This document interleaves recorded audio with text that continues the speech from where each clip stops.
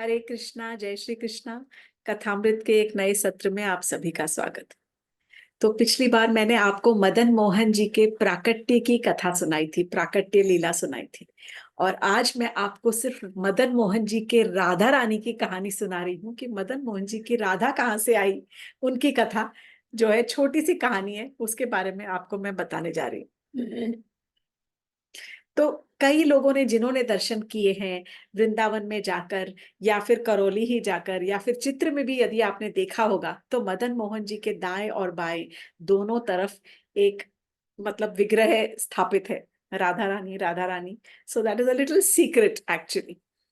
तो बहुत समय तक मदन मोहन जी जो थे वो हमेशा अकेले ही थे, मदन गोपाल के रूप में, पुरुषोत्तम चौबे के घर में, फिर वृंदावन के मंदिर में कृष्णदास के ठाकुर जी के स्वरूप में, फिर जब करौली, जब वृंदावन में थे, वहां पर उनकी पूजा अर्चना हो रही थी, तब उड़ीसा के जो महाराज थे, महाराज प्रताप रुद्र, उनका एक बेटा था जिसका नाम था पुरुषोत्तम जना।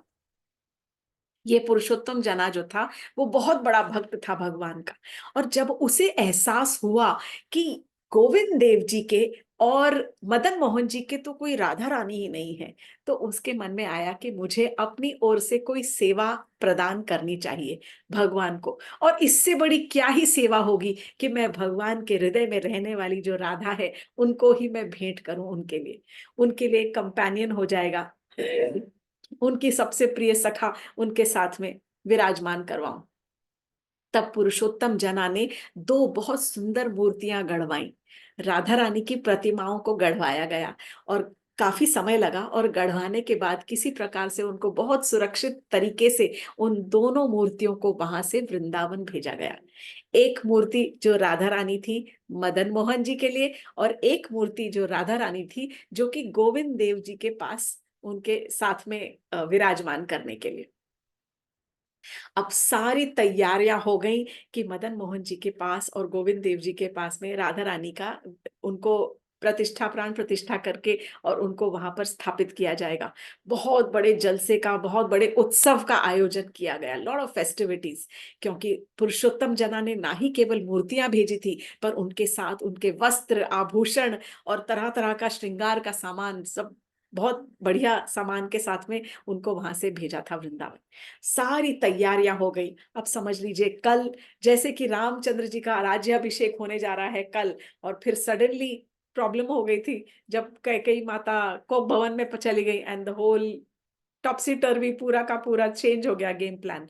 इसी प्रकार कल स्थापना होने जा रही है राधा रानी की, और रात को पुजारी जी को स्वप्न आता है। तो ये तो मदन मोहन जी का फेवरेट पास टाइम है, स्वप्न में आना। किस किसके स्वप्न में नहीं आए हैं। आप कहानियां सुनेंगे तो हर एक के स्वप्न में ही आते रहते हैं वो। उनको इतना अच्छा लगता है स्वप्न में आना। तो पुजारी जी के, जो मदन मोहन जी के पुजारी थे, उनके स्वप्न में आए और सपने में आकर कहते हैं कि ये जो दो राधा रानी आई है ना, ये दोनों राधा नहीं है, ये दोनों के दोनों मेरे लिए ही आई हैं।